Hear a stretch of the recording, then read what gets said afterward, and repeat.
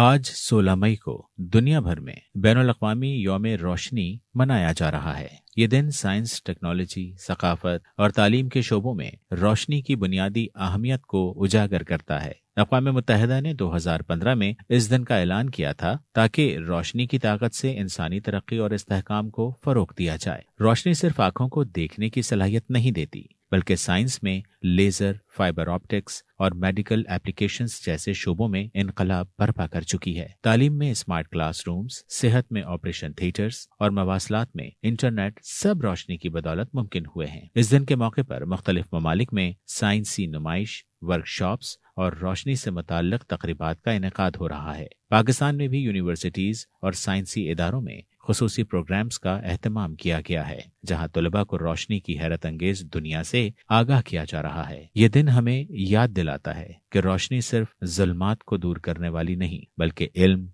तरक्की और उम्मीद की अलामत भी है। आए हम सब मिलकर साइंस और रोशनी की कदर करें।